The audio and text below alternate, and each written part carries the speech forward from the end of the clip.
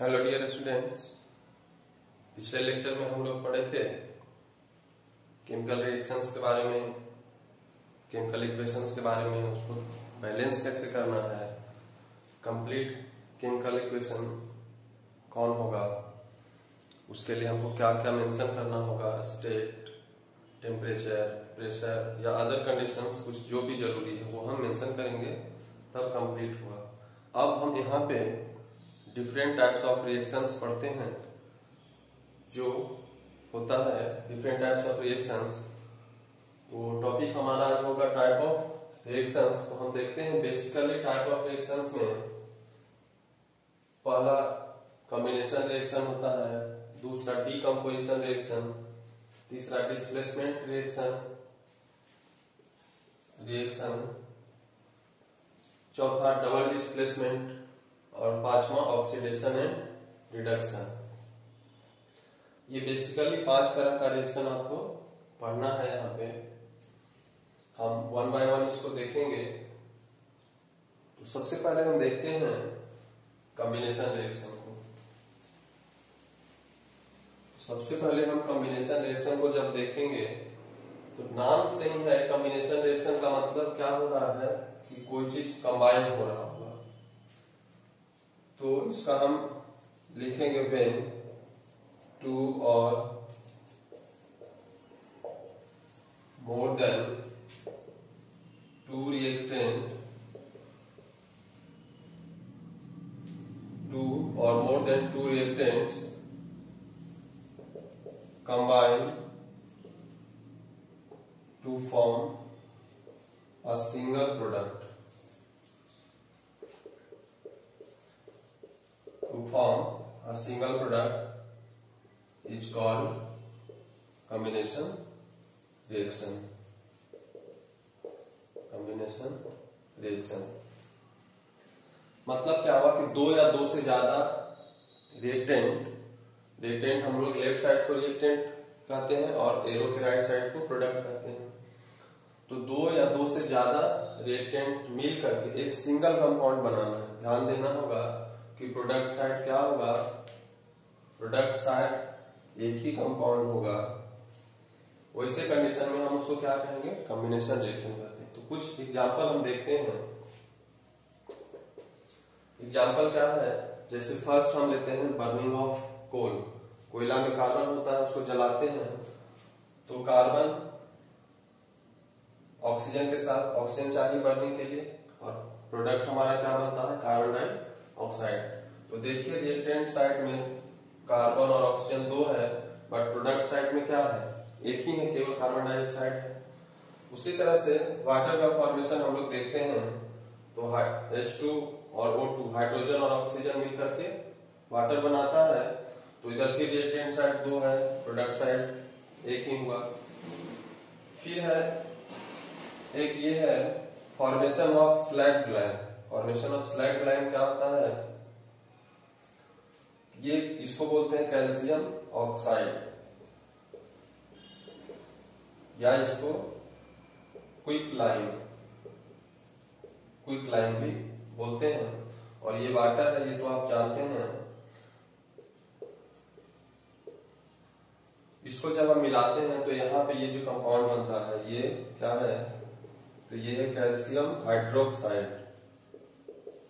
Calcium hydroxide है, या इसी को हम बोलते हैं स्लेट लाइन।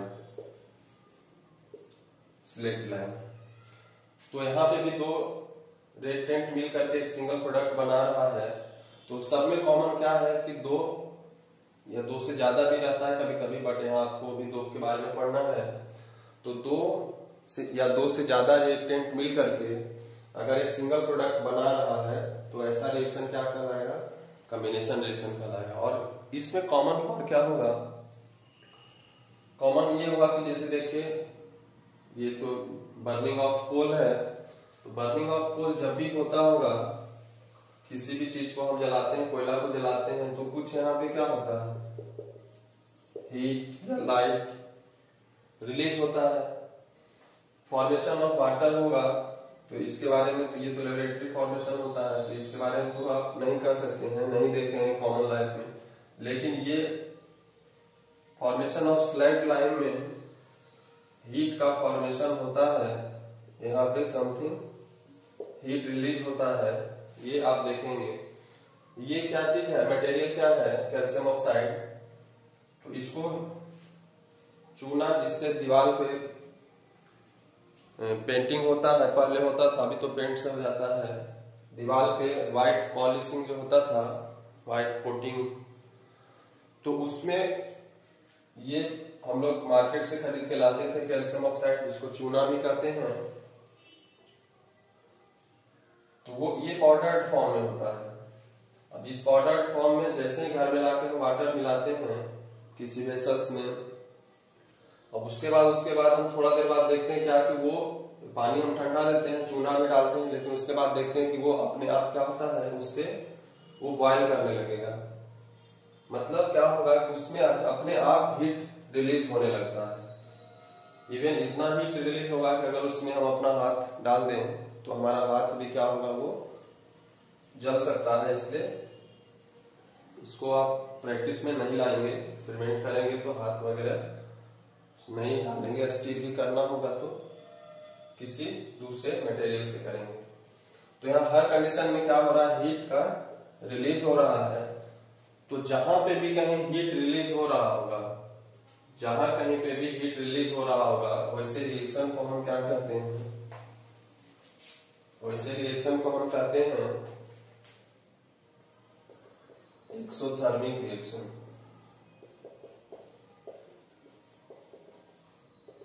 एक्सोथर्मिक रिएक्शन, इसका डेफिनेशन क्या होगा, the reaction in which heat is release. Heat release हम दे नहीं रहे हैं, हम दिए नहीं, हम क्या किए, केवल CaOH2O डाले। अब ये प्रोडक्ट का फॉर्मेशन तो हुआ ही, साथ ही साथ क्या हुआ, और हीट भी रिलीज हुआ। तो एक्सोथर्मिक रिएक्शन क्या होगा, the reaction in which heat is released, या इसी को इवॉल्व बोला जाता है।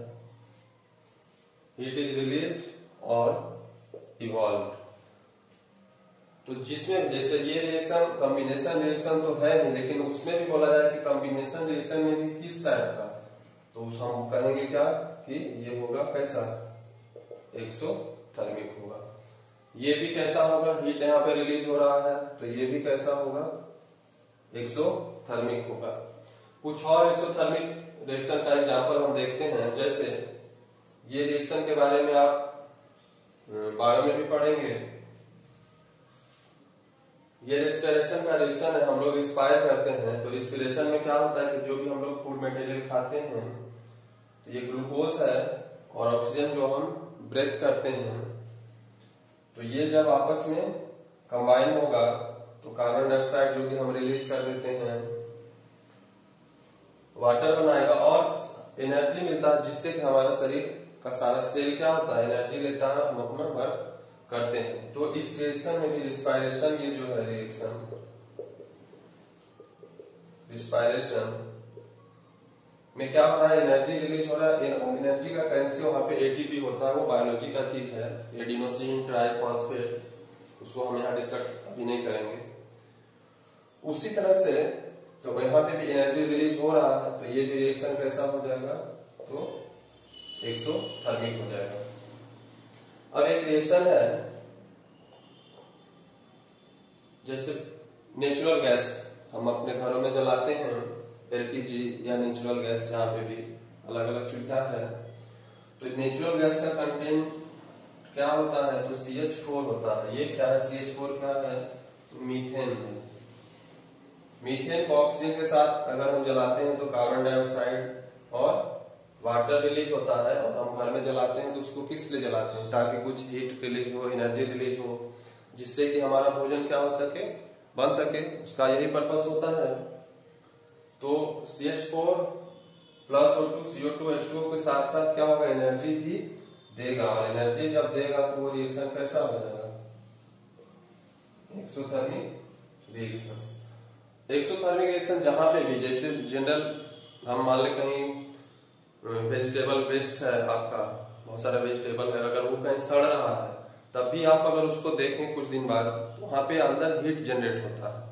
तो वो हीट जनरेट भी क्या हो रहा है, उसका जो डिकम्पोजिशन हो रहा है वेस्ट मटेरियल का, तो वो भी क्या होगा, एक्सोथर्मिक रिएक्शन का ही एग्जाम्पल होगा। डिकम्पोजिशन ऑफ वेस्ट वेजिटेबल्स,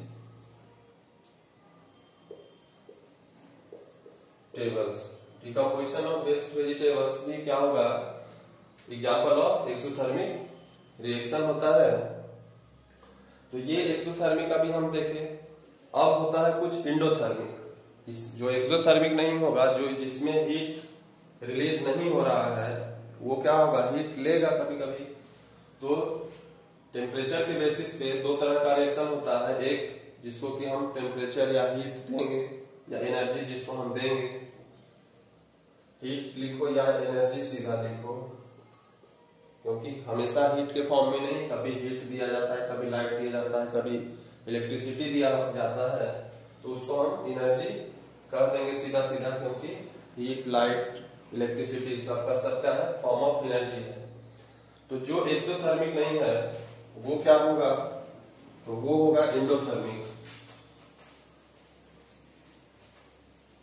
जो एक्सोथर्मिक नहीं है वो क्या होगा, वो होगा इंडोथर्मिक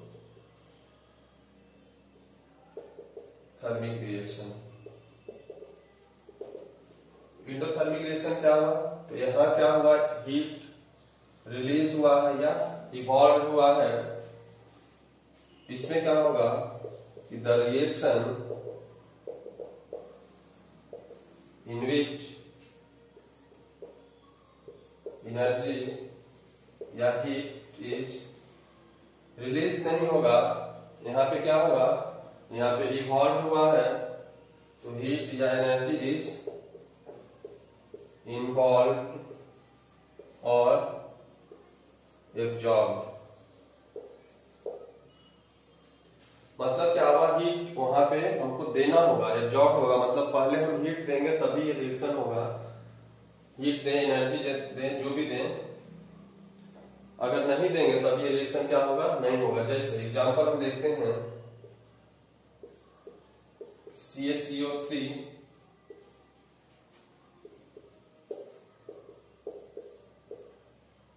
ये कैल्शियम कार्बोनेट है,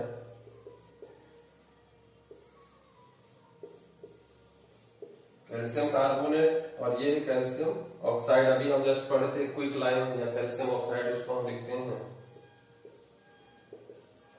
और ये तो कार्बन डाइऑक्साइड है ही।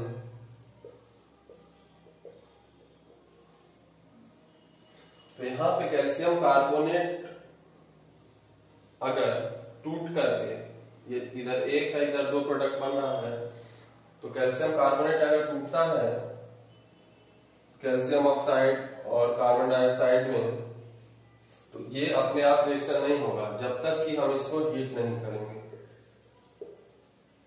तो हीट यहाँ पे क्या हुआ, हमको पहले देना पड़ा, हीट दिए तब रिएक्शन हुआ। वहां पे क्या हो रहा था कि हम यहाँ हीट दिए नहीं है, यहाँ पे हम बस इसको जलाए हैं, हीट हमको रिलीज हुआ, हीट हमको मिला है। यहाँ पे हमको हीट पहले देना होगा, तो हीट जब हम देंगे तब ये रिएक्शन फॉरवर्ड होगा, अगर नहीं देंगे तो रिएक्शन फॉरवर्ड नहीं होगा। तो वैसे रिएक्शन को हम क्या कहते हैं, इंडोथर्मिक रिएक्शन कहते हैं। तो एक्सोथर्मिक, इंडोथर्मिक, ये मतलब कोई भी रिएक्शन, किसी भी टाइप ऑफ रिएक्शन हुई, ऐसा मत समझना ये types of reaction on the basis of temperature है। ये अभी टाइप्स ऑफ रिएक्शन जो हम पढ़े, combination, decomposition, displacement, double displacement, oxidation, reduction, अब उसमें से ही कोई रिएक्शन एक्सोथर्मिक हो सकता है, कोई रिएक्शन इंडोथर्मिक हो सकता है। जैसे कि हम देखें कि कॉम्बिनेशन रिएक्शन वाला मोस्टली क्या हो रहा था, मोस्टली एक्सोथर्मिक हो रहा था। अभी नेक्स्ट हम पढ़ेंगे उसमें हो सकता है कि वो इंडोथर्मिक हो, एक्सोथर्मिक हो, तो इसको आप नोट कर लें।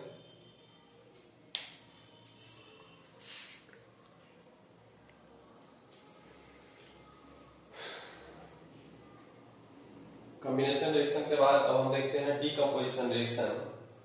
तो डीकम्पोजिशन रिएक्शन में क्या होगा कि जैसे वहां पे हम देखे थे कॉम्बिनेशन रिएक्शंस में कि दो या दो से अधिक रिएक्टेंट मिल करके एक सिंगल प्रोडक्ट बनाता था, उसका जस्ट यहाँ पे उल्टा होगा। मतलब यहाँ पे रिएक्टेंट साइड में सिंगल होगा और प्रोडक्ट साइड में क्या होगा, दो होगा या दो से अधिक होगा। जैसे अभी हम पढ़े थे, जस्ट अभी कैल्शियम कार्बोनेट को ये हीट कर रहे हैं, हीट का ये भी सिंबल होता है, ऐसा ट्रायंगल जैसा बना देंगे। तो इसका मतलब अगर इस पे डाला हुआ है मतलब वो वहां पे हीट, आप हीट भी लिख सकते हैं, ऐसा मन है तभी आपको यहाँ पे हीट लिख दें, या नहीं है तो ऐसा लिखें, बात एक ही होगा। तो अभी हम ये पढ़े कि कैल्शियम कार्बोनेट को हम जब हीट करते हैं तो कैल्शियम ऑक्साइड, कार्बन डाइऑक्साइड बनता है। तो ये single product, sorry single reactant side एक ही है, लेकिन प्रोडक्ट साइड क्या हो गया, दो। तो जब कोई सिंगल रिएक्टेंट दो या दो से अधिक किसी भी चीज को हम तोड़ेंगे, मान लो स्टोन है, स्टोन को आप हैमरिंग करते हैं, हैमरिंग करेंगे तो क्या होगा, पहले मान लो एक पत्थर है, अब वो क्या होगा, दो या दो से अधिक टुकड़ों में टूट जाएगा। तो वही क्या होगा, वही डिकम्पोजिशन होता है, मतलब उसका ब्रेकिंग। डिकम्पोजिशन का मतलब क्या हुआ, ब्रेकिंग ऑफ। हम ब्रेक करते हैं उसको, तो ब्रेक करेंगे तो ऑब्वियसली दो या दो से अधिक पार्ट में वो टूटेगा, तो वो डिकम्पोजिशन रिएक्शन कहलाएगा। और डिकम्पोजिशन जो भी होता है, किसी चीज को हम ब्रेक करते हैं तो ब्रेक हम बहुत अलग अलग तरीके से यहाँ पे होगा। तो कहता है वो तीन तरह का ब्रेकिंग होगा। पहला या तो थर्मल होगा, मतलब थर्मल मतलब क्या हुआ कि या तो हम उसमें हीट देंगे, थर्मल का मतलब क्या हुआ, जिससे अभी हम इसको हीट किए तब ये ब्रेक हुआ। तो जिसमें अगर हमको हीट देना पड़ेगा और ब्रेक होगा, ब्रेकिंग होगा, तो वो थर्मल डिकम्पोजिशन कहलाएगा। दूसरा होता है इलेक्ट्रोलाइटिक डिकम्पोजिशन। इलेक्ट्रोलाइटिक मतलब जिसमें हमको इलेक्ट्रिसिटी, एनर्जी ही देना है, लेकिन वो एनर्जी किस फॉर्म में होगा, हम बताए थे कि एनर्जी हमेशा हीट के फॉर्म में नहीं होगा, कभी इलेक्ट्रिसिटी के फॉर्म में होगा।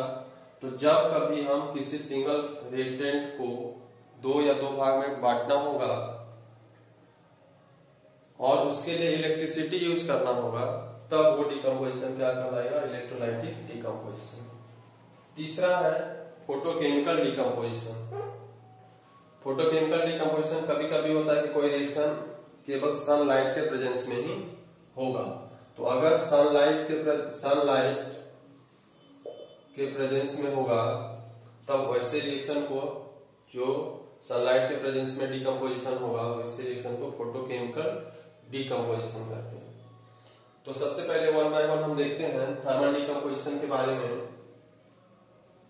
तो थर्मल डिकम्पोजिशन अभी हम बताएं कि टेम्परेचर इसमें, मतलब थर्मल का मतलब होता है टेम्परेचर, या फिर इसको हम हीट से रिलेट करते हैं। तो ये रिएक्शन तो अभी हम जस्ट पढ़े। दूसरा एक रिएक्शन हम देखते हैं कि फेरस सल्फेट, या इसको आयरन सल्फेट भी कहते हैं। फेरस इसलिए लिखे क्योंकि यहाँ आयरन का दो वैलेंस, आयरन का हम पिछले वीडियो में भी बताए थे कि आयरन का वैलेंसी क्या होता है, +2 भी होता है और +3 भी होता है। तो +2 जिसके पास होगा वो फेरस कहलाता है और +3 जिसके पास होगा वो फेरिक कहलाता है। तो इसीलिए ये फेरस है, मतलब यहाँ पे आयरन पे चार्ज कितना होगा, तो +2 होगा। तो फेरस सल्फेट को जब हम हीट करते हैं, हीट किए हैं, तो क्या बना है, फेरिक ऑक्साइड बना, मतलब यहाँ पे आयरन का चार्ज कितना होगा, तो +3 होगा। तो फेरस सल्फेट फेरिक ऑक्साइड में कम टूट गया है, सल्फर डाइऑक्साइड में और सल्फर ट्राइऑक्साइड में। तो एक रिएक्टेंट कितना हो गया, 3 प्रोडक्ट में टूटा है, मतलब डिकम्पोजिशन हो रहा है, हीट हमको देना पड़ा तभी होगा। तो ये रिएक्शन अभी आप कभी लेबोरेटरी में अपने स्कूल में जाओगे तो वहां पे आपको कराया जाएगा, तो आप देखोगे कि फेरस सल्फेट जो होता है वो ग्रीन कलर का होता है, वो ग्रीन कलर का पाउडर टाइप का होगा, वो आपको दिखने से ग्रीन पता चलेगा। तो उसको जैसे ही चाइना डिश या किसी में रख के हीट करते हैं, तो हीट करेंगे तो उसको हम क्या देखेंगे कि ये जो ग्रीन कलर है धीरे धीरे धीरे धीरे क्या हो जाएगा, वो खत्म होने लगेगा। और एक दूसरा कंपाउंड जो फेरिक ऑक्साइड बना है वो रेडिश ब्राउन कलर का वो बनने लगेगा। ग्रीन कलर धीरे धीरे धीरे क्या होगा, खत्म होने लगेगा और नया कंपाउंड जो बनेगा वो रेडिश ब्राउन कलर का फॉर्मेशन होगा। और उसके साथ ही हमको ये दोनों सल्फर डाइऑक्साइड और सल्फर ट्राइऑक्साइड जो गैस है, इस गैस का स्मेल हम इसको जज कर सकते हैं। बहुत पंजेंट स्मेल होता है इसका, मतलब बहुत खराब तीखा स्मेल होता है, पंजेंट स्मेल होगा। तो वो स्मेल भी हम लोग डिटेक्ट कर सकते हैं। तो हम कहेंगे कि कलर चेंज हो रहा है। अभी बताए थे शुरू में कि रिएक्शन, केमिकल रिएक्शन आप कब मानेंगे, या तो चेंजिंग कलर हो, चेंजिंग टेम्परेचर हो, इवोल्यूशन ऑफ गैस हो, फॉर्मेशन ऑफ प्रेसिपिटेट हो। तो यहाँ चेंजिंग कलर हो रहा है, स्मेल निकल रहा है, मतलब कुछ गैस भी इवॉल्व हो रहा होगा, इवोल्यूशन ऑफ गैस हो रहा होगा। टेम्परेचर यहाँ पे हमको देना पड़ रहा है। तो ये रिएक्शन आपको इसमें एग्जाम में आएगा भी कि ये ऐसा दे देगा, बोलेगा कि a green coloured compound is when heated its forms reddish brown compound and two gases of pungent smell then complete write the complete reaction. तो ये इस तरह से आपको सिंबॉलिक फॉर्म में ये याद रखना होगा कि ये इसका नाम क्या है, प्रॉपर्टी क्या है, मतलब कलर क्या है, इसका नाम क्या है, इसका प्रॉपर्टी क्या है, इसका नाम क्या है, इसका प्रॉपर्टी क्या है। ये पूरा रिएक्शन ही दे दे और ये भी दे दे, और यहाँ पे ये लिख दे फेरस सल्फेट ग्रीन और इसको मिटा दे और ये दे दे, बोले कि यहाँ पे आप क्या होगा, इसका नाम क्या होगा और इसका कलर क्या होगा। तो आपको नाम और कलर याद रखना है।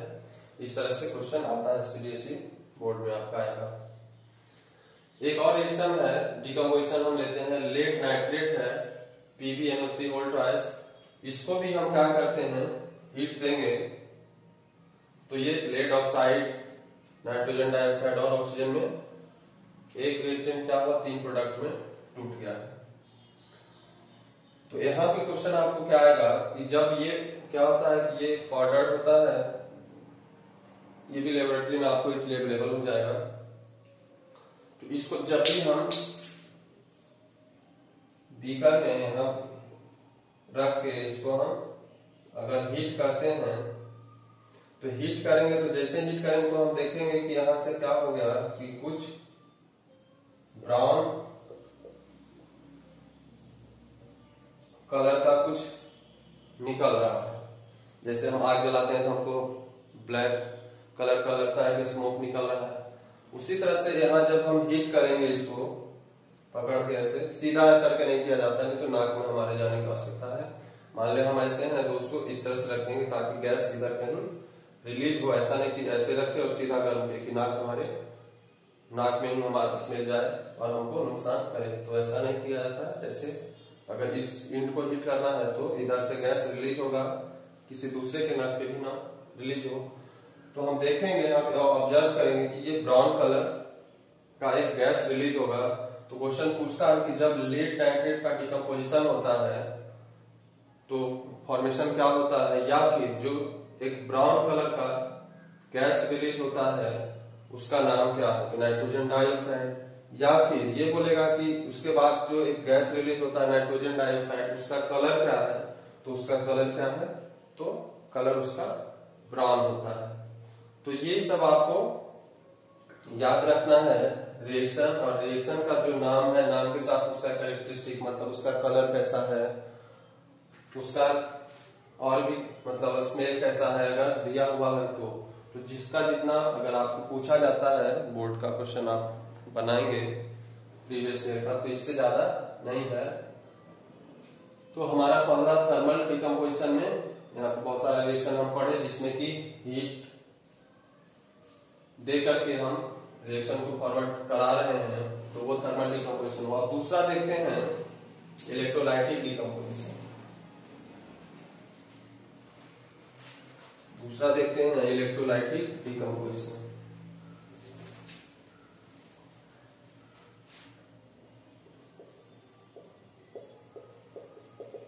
इलेक्ट्रोलाइटिक डिकम्पोजिशन क्या है, तो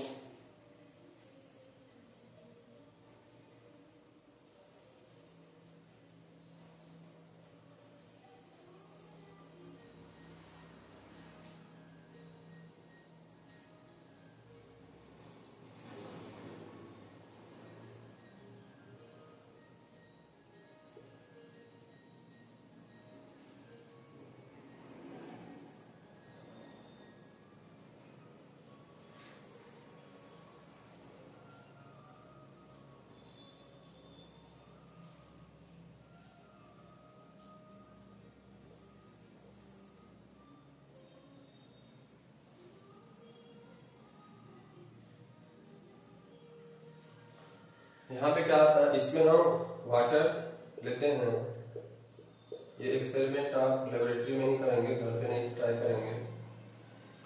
इसमें क्या है, वाटर है, ये को एक जग ले लेते हैं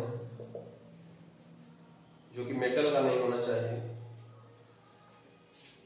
उसमें क्या होता है कि 2 वाटर, इसमें भी कुछ रह जाएगा, ट्यूब में भी 2 ट्यूब उल्टा ले लेंगे, उसमें रख देंगे, यहाँ पे भी वाटर है। ये क्या है, कार्बन रॉड है। कार्बन रॉड मतलब ग्रेफाइट का रॉड होता है, जिसे आप सेल देखे होंगे टॉर्च में जो लगता है, उसका बीच में आप अगर उसको तोड़ करके देखेंगे तो एक ब्लैक सा रॉड बीच में होता है, वही ग्रेफाइट रॉड होता है। और ग्रेफाइट क्या है, वो कार्बन भी है। तो इसमें और इसमें दोनों में लेंगे। ये सेल है या बैटरी है जिससे कि हम इलेक्ट्रिसिटी उसको देंगे। तो यहाँ पे क्या होता है कि वाटर जो है H2O में जैसे ही हम इलेक्ट्रिसिटी देते हैं, वो क्या होगा, H2 और O2 में टूट जाता है। अगर इसको अभी बैलेंस नहीं है तो हम बैलेंस अगर करते हैं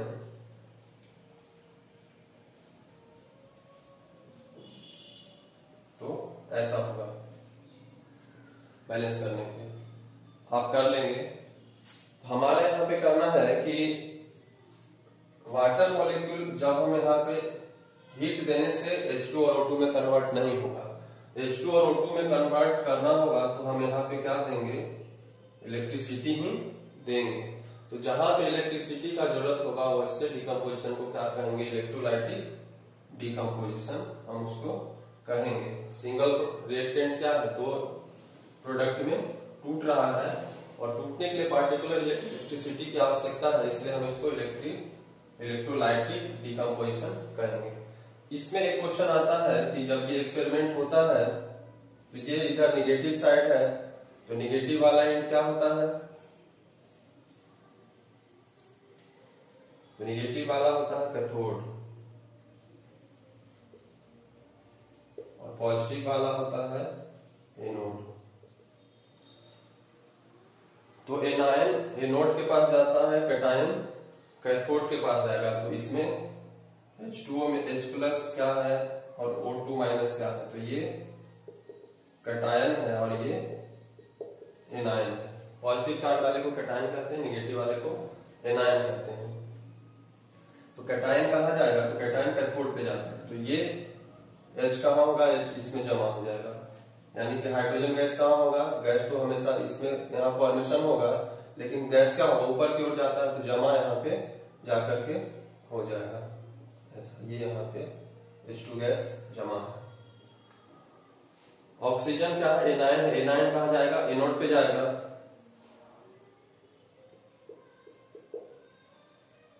यहाँ पे तो अभी हम देख रहे हैं फिगर से, क्या देख रहे हैं कि यहाँ पे गैसियस वॉल्यूम क्या है, इतना गैस है और यहाँ पे गैस इतना ही है।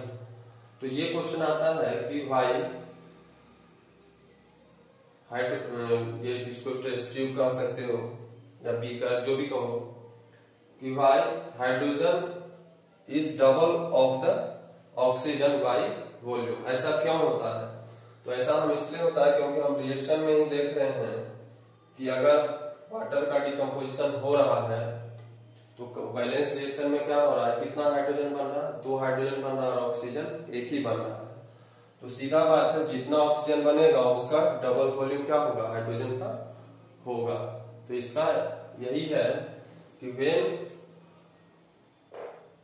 decomposition of water takes place, if 2 molecule of water decompose to form 2 molecule of hydrogen and 1 molecule of oxygen. That's why hydrogen is in double amount of oxygen by volume. तो इसलिए यहाँ पे अभी book में भी देखेंगे, आपके book में कहीं किसी भी बुक में ये फिगर होगा और इससे क्वेश्चन यही रहता है कि इसमें हाइड्रोजन डबल क्यों जमा होता है, हाइड्रोजन का वॉल्यूम क्या होता है, डबल क्यों होता है, किससे, ऑक्सीजन से। तो इसका रीजन यही है कि वो जब हम रिएक्शन को बैलेंस करते हैं, जब रिएक्शन को बैलेंस करेंगे तो यहाँ पे क्या होता है, हाइड्रोजन का 2 मॉलिक्यूल का फॉर्मेशन हो रहा है और ऑक्सीजन का 1 मॉलिक्यूल का, तो वैसे यहाँ पे 2 वहां पे 1 होगा। तो ये इलेक्ट्रोलाइटिक डिकम्पोजिशन हुआ, जिसमें हमारा डिकम्पोजिशन के लिए क्या हुआ, इलेक्ट्रिसिटी का यूज हुआ। नेक्स्ट है और लास्ट जो है वो है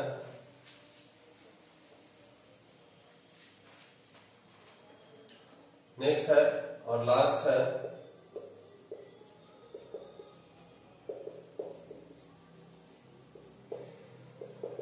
फोटोकेमिकल डिकम्पोजिशन। रिएक्शन हम पहले लिखते हैं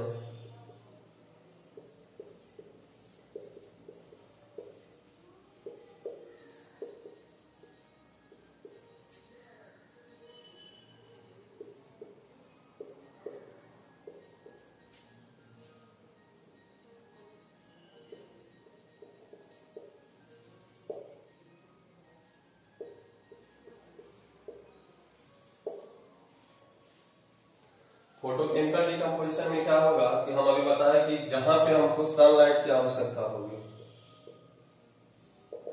दूसरा किसी लाइट नहीं, सनलाइट का ही आवश्यकता होगा। हीट देने से वो रिएक्शन नहीं हो सकता है, इलेक्ट्रिसिटी देने से वो रिएक्शन नहीं होगा। अगर AgCl को डिकम्पोज हमको Ag मतलब सिल्वर क्लोराइड को से हमको सिल्वर और क्लोरीन गैस निकालना होगा, तो हम हीट देने से काम नहीं होगा, इलेक्ट्रिसिटी देने से भी काम नहीं होगा। ये तभी रिएक्शन होगा जब यहाँ पे सनलाइट पड़ेगा। सनलाइट मान लो किसी चाइना डिश में है ये लिए हुए, उस पर सनलाइट अगर पड़ रहा है तो सनलाइट जब पड़ेगा तो वो खुद ये इससे क्या होगा, सिल्वर और क्लोरीन गैस में कन्वर्ट हो जाएगा। तो जहां पे सनलाइट का आवश्यकता हो रहा है वो वैसे रिएक्शन को हम क्या करते हैं, फोटोकेमिकल रिएक्शन। फोटो का मतलब लाइट होता है और केमिकल तो ये केमिकल रिएक्शन हो ही रहा है। तो उसी तरह से सिल्वर ब्रोमाइड भी है, तो सिल्वर ये इसका नाम है सिल्वर ब्रोमाइड। ब्रोमीन यहाँ पे गैस रिलीज हो रहा है और इसका नाम क्या है, सिल्वर क्लोराइड। और इस दोनों रिएक्शन का यूज होता है black and white photography.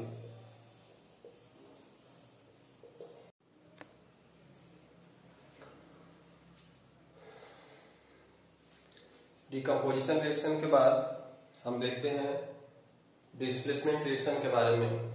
Displacement नाम से ही पता चल रहा है कि किसी को क्या कर रहा होगा, डिस्प्लेस कर रहा होगा, मतलब उसको अपने जगह से हटा रहा होगा। कुछ इसका एग्जाम्पल हम लेते हैं, जैसे आयरन है, कॉपर सल्फेट, इधर रिएक्टेंट में प्रोडक्ट में आयरन सल्फेट और कॉपर है। तो ये एक्सपेरिमेंट जब आप करोगे लेबोरेटरी में, ये बहुत आसानी से हो सकता है। तो क्या है कि आयरन का छोटा सा टुकड़ा पाउडर फॉर्म में या किसी भी फॉर्म में वो हम लेंगे। कॉपर सल्फेट का एक्वा सॉल्यूशन में अगर हम आयरन को डालते हैं, अगर इसमें पहले से मान लेते हैं कि कॉपर सल्फेट है और इसमें हम आयरन डालते हैं, तो पहले कॉपर इसका सॉल्यूशन का कलर पहले ब्लू होता है। तो जैसे ही आयरन हम डालेंगे देखेंगे कि रिएक्शन होने लगेगा और इसका ये जो सॉल्यूशन का कलर है वो कैसा हो जाएगा, ब्राउन हो जाएगा। वो चेंजिंग कलर हमको दिखाई देगा। ये जस्ट लाइक मैजिक होगा। आप अगर करते हैं लेबोरेटरी में, आपको कराया जाएगा, टीचर के सहयोग से करेंगे। तो यहाँ पे अभी ये ब्लू कलर का है, अब धीरे धीरे धीरे ये क्या हो जाएगा, ब्राउन कलर का वो चेंज होने लगेगा। ब्राउन कलर का चेंज होगा तो वो नया कंपाउंड का फॉर्मेशन हो जाता है और वो कंपाउंड क्या है, आयरन सल्फेट। और कॉपर क्या हो जाता है, साइड हो जाएगा। तो यहाँ पे हम क्या देख रहे हैं कि अभी इस सल्फेट के साथ क्या था, कॉपर, और यहाँ इस सल्फेट के साथ क्या है, आयरन। तो आयरन को कौन हटा दिया, तो कॉपर को आयरन हटा दिया, डिस्प्लेस किया। तो डिस्प्लेस किया, एक आयन दूसरे आयन को डिस्प्लेस करता है। और हम कैसे समझेंगे कि कौन किसको डिस्प्लेस करेगा, तो जो ज्यादा रिएक्टिव होता है कम रिएक्टिव वाले को क्या करेगा, डिस्प्लेस करेगा। तो ये हम रिएक्टिविटी चार्ट भी बता दिए हैं डिफरेंट मेटल्स का, कि ये मोस्ट रिएक्टिव होगा। पोटेशियम जो है ये मोस्ट रिएक्टिव है और ये लीस्ट रिएक्टिव, लीस्ट रिएक्टिव। तो जैसे हम यहाँ पे देख रहे हैं कि आयरन और कॉपर है, तो आयरन यहाँ पे है और कॉपर यहाँ पे है। तो आयरन और कॉपर में ज्यादा रिएक्टिव कौन है? आयरन है। तो जो ज्यादा रिएक्टिव है वही कम वाले को डिस्प्लेस करेगा। अगर यही उल्टा रिएक्शन होता कॉपर प्लस FeSO4 तो क्या ऐसा होता CuSO4 प्लस Fe? तो ये नहीं होता। क्यों नहीं होता? क्योंकि कॉपर इसको डिस्प्लेस नहीं कर सकता है। क्यों? क्योंकि कॉपर लेस रिएक्टिव है। तो जो ज्यादा रिएक्टिव है वही लेस रिएक्टिव वाले को डिस्प्लेस कर सकता है। जैसे यहाँ पे एक और रिएक्शन देखते हैं, zinc plus copper sulphate ZnSO4 plus copper बनाए। तो यहाँ फिर जिंक क्या है? कॉपर से ज्यादा रिएक्टिव है। देखिए जिंक यहाँ पे है, कॉपर यहाँ पे। तो जिंक ज्यादा रिएक्टिव है, तो जो ज्यादा रिएक्टिव है वो उसको डिस्प्लेस करेगा। लेकिन फिर इसका उल्टा रिएक्शन होता है, ये इसका कलर होता है ब्लू, वो व्हाइट का फॉर्मेशन होगा। अगर ऐसा होता तो क्या ये रिएक्शन होगा? मतलब ऐसा बन जाएगा क्या? तो नहीं बनेगा। क्यों नहीं बनेगा? क्योंकि कॉपर लेस रिएक्टिव है। तो लेस रिएक्टिव मोर रिएक्टिव को डिस्प्लेस नहीं करता है। लेस रिएक्टिव जो है वो मोर रिएक्टिव को डिस्प्लेस नहीं करेगा। तो ये डिस्प्लेसमेंट रिएक्शन का कुछ एग्जांपल है। नेक्स्ट होता है डबल डिस्प्लेसमेंट। तो डबल डिस्प्लेसमेंट में क्या है? डिस्प्लेसमेंट रिएक्शन में हम क्या देखें कि जैसे यहाँ पे मान लेते हैं आयरन है, कॉपर सल्फेट है। तो आयरन के पास पॉजिटिव चार्ज होता है, या 2+ होगा या 3+ होगा। इसमें क्या है? कॉपर के पास 2+ होता है, सल्फर के पास 2- होता है। तो हम यहाँ पे क्या देख रहे हैं कि यहाँ जो डिस्प्लेसमेंट होता है तो इसमें क्या है? 2 पॉजिटिव है और 1 निगेटिव टाइप का आयन। और पॉजिटिव क्या करता है? एक पॉजिटिव दूसरे पॉजिटिव को हटाता है, डिस्प्लेस करता है। यहाँ पे क्या होगा? तो यहाँ पे हम देखते हैं कि इसमें सोडियम भी पॉजिटिव है, सल्फेट निगेटिव है, बेरियम भी पॉजिटिव है और क्लोरीन निगेटिव है। तो अब यहाँ पे हम देखते हैं कि 2 पॉजिटिव है और 2 निगेटिव है। तो यहाँ पे जस्ट एक्सचेंज होगा, मतलब कि अभी सोडियम के साथ सल्फेट है, तो जब रिएक्शन होगा तो ये सल्फेट सोडियम के साथ नहीं रहेगा, वो किसके साथ चला जाएगा? दूसरा जो पॉजिटिव है बेरियम के साथ। इधर आप देख रहे हैं कि बेरियम के साथ सल्फेट हो गया। और अभी क्लोराइड क्लोरीन किसके साथ है? बेरियम के साथ है। तो अब क्लोरीन बेरियम के नहीं साथ होगा, किसके साथ हो जाएगा? सोडियम के साथ हो जाएगा। तो जस्ट माने एक तरह से यहाँ पे क्या है? एक्सचेंज हो रहा है कि पॉजिटिव, एक का पॉजिटिव दूसरे के पॉजिटिव के साथ, मतलब ये इसके साथ चला जाएगा और ये यहाँ पे चला जाएगा। सोडियम सल्फेट है तो Ba यहाँ पे आ गया है, BaSO4 बना दिया है। यहाँ पे बेरियम क्लोराइड था तो बेरियम तो यहाँ आ गया, तो ये कहाँ चला जाएगा? यहाँ चला जाएगा, तो सोडियम क्लोराइड हो जाएगा। और इस रिएक्शन में एक सबसे खासियत क्या होता है कि यहाँ पे ये दोनों रिएक्टेंट जो होगा वो एक्वस फॉर्म में होगा, मतलब सॉल्यूशन होगा। और एक्वस फॉर्म में होगा, लेकिन जब प्रोडक्ट बनेगा तो एक तो एक्वस फॉर्म में रहेगा, दूसरा क्या हो जाएगा? वो प्रेसिपिटेट हो जाएगा, मतलब नीचे बैठ जाएगा।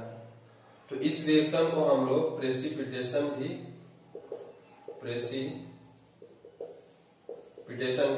कहते हैं। प्रेसिपिटेशन रिएक्शन इसको हम कहते हैं। तो यहाँ पे पीपीटी लिखा हुआ है, वो बैठ जाएगा नीचे। मान लेते हैं ये कंटेनर है, ये सॉल्यूशन है, तो ये नीचे क्या हो जाएगा? वो जमा हो जाएगा। तो ये व्हाइट कलर का प्रेसिपिटेट होता है।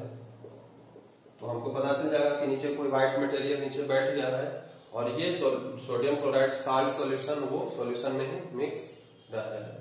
तो प्रेसिपिटेट यहाँ पे है तो पीपीटी भी लिखते हैं, नहीं तो अगर आप ऐसा भी लिख दोगे तब भी उसका मतलब वही है, प्रेसिपिटेट ही होगा। अगर कहीं गैस का फॉर्मेशन होता है, जैसे हम सिंबल लिखते थे, तो कहीं गैस मान लेते हैं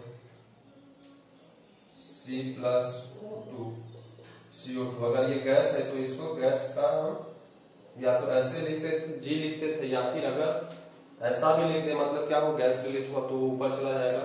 उसी तरह से यहाँ पे प्रेसिपिटेट हो रहा है तो प्रेसिपिटेट हमेशा क्या होगा? नीचे बैठेगा।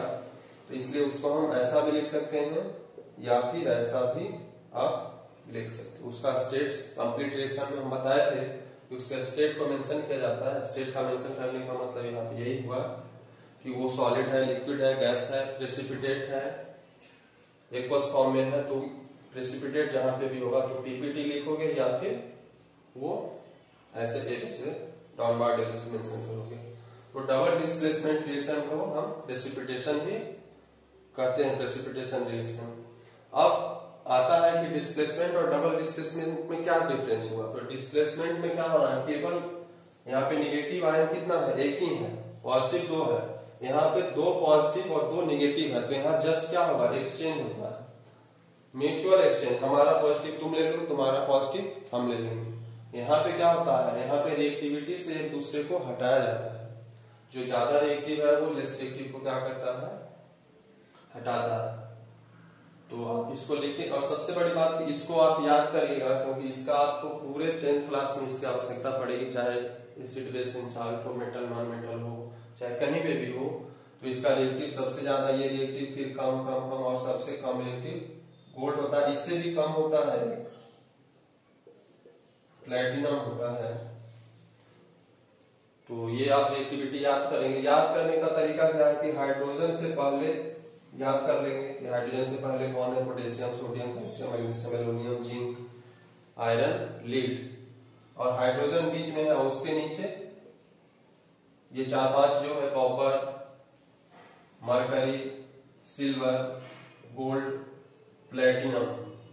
सबसे लिस्ट रिएक्टिव होता है प्लेटिनम ही होता है। तो इसको आप याद करिएगा, इसका काफी आवश्यकता पड़ेगा।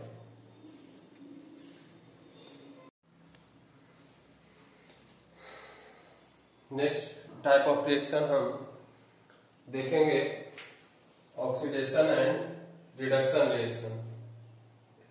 ऑक्सीडेशन एंड रिडक्शन को कंबाइंड में हम ऑक्सीडेशन का OH लेते हैं और रिडक्शन का रेड लेते हैं, और मिल करके ये होता है रेड ऑक्स। इसको हम रिडॉक्स रिएक्शन भी कहते हैं। तो ये दोनों रिएक्शन एक ही रिएक्शन में साथ साथ होगा, इसीलिए हम उसको रेडॉक्स रिएक्शन कहते हैं। रेडॉक्स का मतलब रेड, ऑक्स मतलब लाल बैल, ऐसा नहीं, वो रेडॉक्स उसका थोड़ा थोड़ा उसका शॉर्ट फॉर्म ले लिया गया है। अब होता क्या है, ऑक्सीडेशन हम किसको कहेंगे, रिडक्शन कब हम कहेंगे कि वहां ऑक्सीडेशन हो रहा है, कब हम कहेंगे कि वहां रिडक्शन हो रहा है। तो कभी कभी डिफरेंस भी दोनों में आता है, इसलिए हम डिफरेंस के फॉर्म में ही ऐसा चार्ट बना दिए हैं कि ऑक्सीडेशन रिडक्शन में क्या डिफरेंस होता है। तो ऑक्सीडेशन में क्या होगा, गेन ऑफ ऑक्सीजन होगा, मतलब ऑक्सीजन का गेन होगा, या इसको हम एडिशन भी कर सकते हैं, एडिशन ऑफ ऑक्सीजन। तो अगर ऑक्सीडेशन में एडिशन ऑफ ऑक्सीजन हुआ तो रिडक्शन में क्या होगा, उसका उल्टा लॉस होगा। दोनों एक दूसरे का उल्टा है, ध्यान रखिएगा। तो अगर यहाँ गेन हुआ ऑक्सीजन का तो यहाँ लॉस होगा। दूसरी बात है, ऑक्सीडेशन में अगर ऑक्सीजन का गेन हुआ है तो हाइड्रोजन का क्या होगा, लॉस होगा। तो हाइड्रोजन का लॉस हुआ अगर ऑक्सीडेशन है, तो रिडक्शन में क्या हुआ, इसका उल्टा। अगर यहाँ लॉस हो गया है तो यहाँ पे क्या होगा, गेन ऑफ हाइड्रोजन होगा। तो ये बेसिक इसका डिफरेंस है, जो कि अभी आपको पढ़ना है कि ऑक्सीडेशन में क्या हो रहा है, तो gain of oxygen, loss of hydrogen हो रहा है। रिडक्शन में लॉस ऑफ ऑक्सीजन हो रहा है, गेन ऑफ हाइड्रोजन हो रहा है। तो हम उसको रिएक्शन वाइज देखते हैं कि कोई रिएक्शन हो रहा है तो वहां पे किसका ऑक्सीडेशन हो रहा होगा, किसका रिडक्शन हो रहा होगा। जैसे अभी यहाँ पे हम देखते हैं कि Cu है, और Cu का क्या हो गया, CuO बन गया। यहाँ पे कॉपर अकेला था, अब यहाँ पे ऑक्सीजन क्या होगा, उसमें ऐड हो गया। तो ऑक्सीजन इसमें ऐड हो गया, मतलब यहाँ पे क्या हो रहा है, मतलब यहाँ पे हो रहा है ऑक्सीडेशन ऑफ कॉपर। कॉपर का ऑक्सीडेशन हो रहा है, क्यों, क्योंकि कॉपर यहाँ अकेला था, यहाँ पे क्या होगा, ऑक्सीजन को वो गेन कर लिया, ऐड हो गया उसमें, तो यहाँ पे इसका ऑक्सीडेशन हो रहा है। दूसरा हम देखते हैं जिंक ऑक्साइड प्लस कार्बन बनाता है जिंक और कार्बन मोनोऑक्साइड।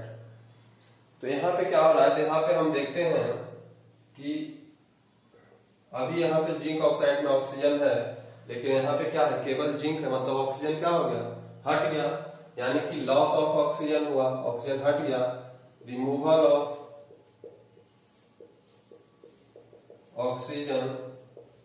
तो वो क्या कहलाएगा, यानी कि यहाँ पे क्या हो रहा है, रिडक्शन। किसका रिडक्शन, तो reduction of zinc oxide to zinc.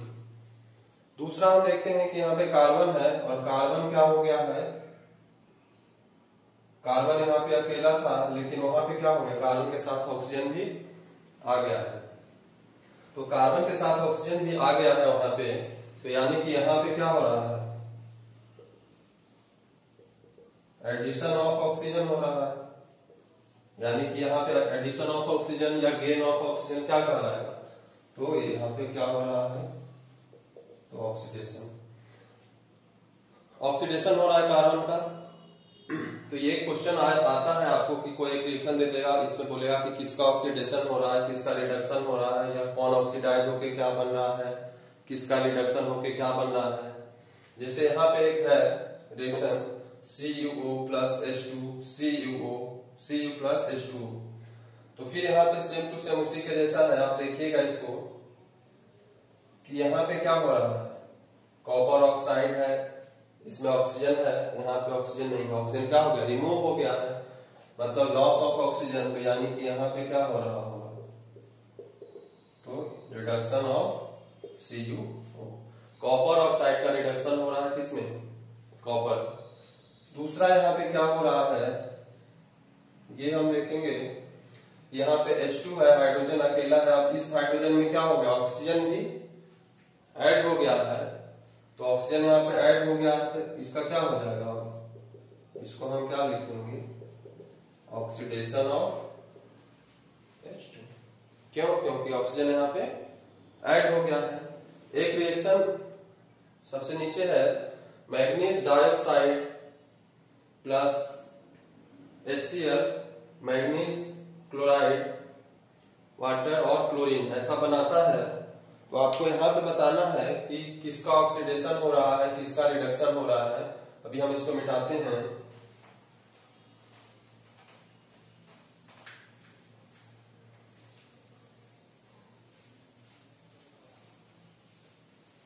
इस रिएक्शन को हम अच्छे से यहाँ लिख देते हैं, MnO2 प्लस HCl बनाएगा MnCl2 plus H2O plus Cl2।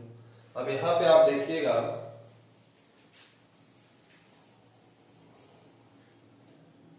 कि यहाँ पे MnO2 है और यहाँ पे MnCl2 है, तो यहाँ पे ऑक्सीजन है, यहाँ पे ऑक्सीजन क्या है, नहीं है।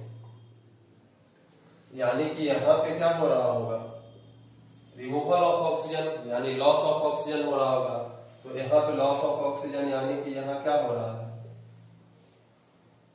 इसको हम क्या लिख सकते हैं, यहाँ पे रिडक्शन हो रहा है, किसका, MnO2 का रिडक्शन हो रहा है। अब हम देखते हैं दूसरा क्या देखेंगे कि यहाँ पे HCl क्या हो रहा है, H2O बना रहा है।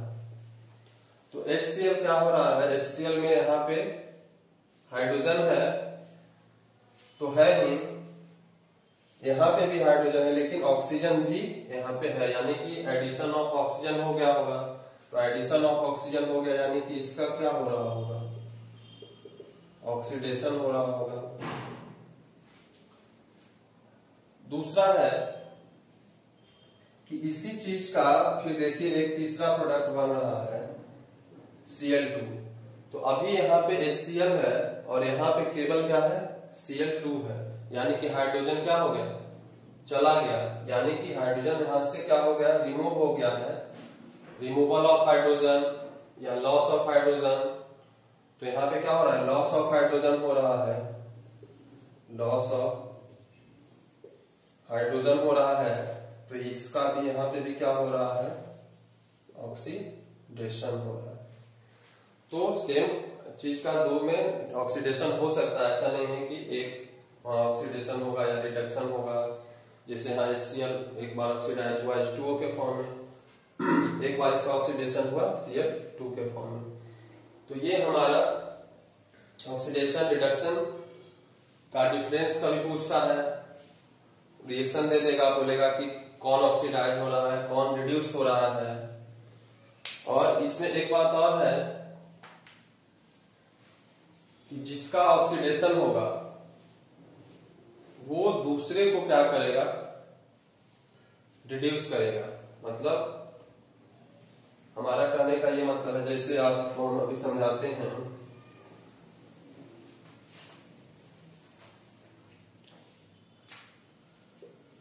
जैसे ये था रिएक्शन, अभी हम पढ़े हैं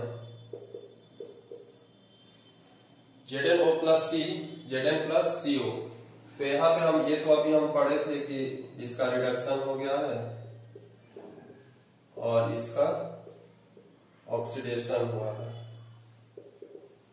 तो ऑक्सीडेशन रिडक्शन जहां पे होता है वहां पे oxidising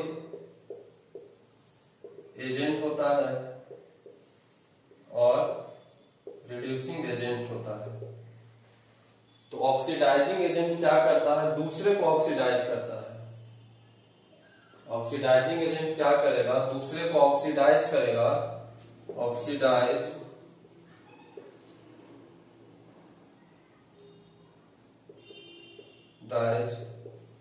other and reduce itself. वो खुद रिड्यूस करेगा। एजेंट वर्क्स फॉर अदर, नाम है ऑक्सीडाइजिंग, तो एजेंट वर्क्स फॉर अदर यानी कि दूसरे को ऑक्सीडाइज करेगा। तो oxidise others and reduce itself. Reducing agent उसका उल्टा होगा, ये क्या करेगा, ये reduces other and oxidise itself. यानी कि जिसका ऑक्सीडेशन हो रहा होगा वो, उसको हम कह सकते हैं कि वो उस वहां पे रिड्यूसिंग एजेंट होगा, या जिसका रिडक्शन हो रहा है वो क्या होगा, ऑक्सीडाइजिंग एजेंट होगा। जैसे यहाँ पे जिंक ऑक्साइड का रिडक्शन हो रहा है, यानी कि ये इसमें क्या हो गया, जिसका रिडक्शन हो रहा है, तो रिडक्शन इसका हो रहा है, तो रिडक्शन तो जिसका रिडक्शन हुआ उसका उल्टा एजेंट क्या होगा, उल्टा। तो ये क्या हो जाएगा, ऑक्सीडाइजिंग एजेंट हो जाएगा। और यहाँ पे कार्बन का ऑक्सीडेशन हो रहा है, यानी कि कार्बन क्या है, रिड्यूसिंग एजेंट है। दूसरे को रिड्यूस करेगा तब खुद ऑक्सीडाइज होगा, यानी कि दूसरे को रिड्यूस कर रहा है, तो ये एजेंट वर्क्स फॉर अदर, दूसरों के लिए काम करता है एजेंट हमेशा। तो ये खुद ऑक्सीडाइज हो रहा है, यानी दूसरे को क्या कर रहा होगा, रिड्यूस कर रहा होगा, इसलिए इसको हम क्या कहेंगे यहाँ पे, रिड्यूसिंग एजेंट। यहाँ पे ये क्या होगा, रिड्यूसिंग एजेंट हो जाएगा, और ये यहाँ पे क्या हो जाएगा, ऑक्सीडाइजिंग एजेंट हो जाएगा। तो ये ऑक्सीडेशन रिडक्शन का कंसेप्ट यहाँ पे था। तो हम चारों तरफ का रिएक्शन पढ़ चुके हैं। नेक्स्ट लेक्चर में हम पढ़ेंगे कोरोजन, रेंसिडिटी, कुछ इंपॉर्टेंट क्वेश्चन जो होगा उसके बारे में हम डिस्कशन करेंगे, जो कि आप बोर्ड सीबीएसई बोर्ड में एग्जाम्स में, फाइनल एग्जाम्स में आने का संभावना रहता है। तब तक इसमें सारे कंसेप्ट को ध्यान से आप पढ़ेंगे, बार बार रिवाइज करेंगे, और क्वेश्चन कहीं किसी भी बुक से आप प्रैक्टिस करेंगे।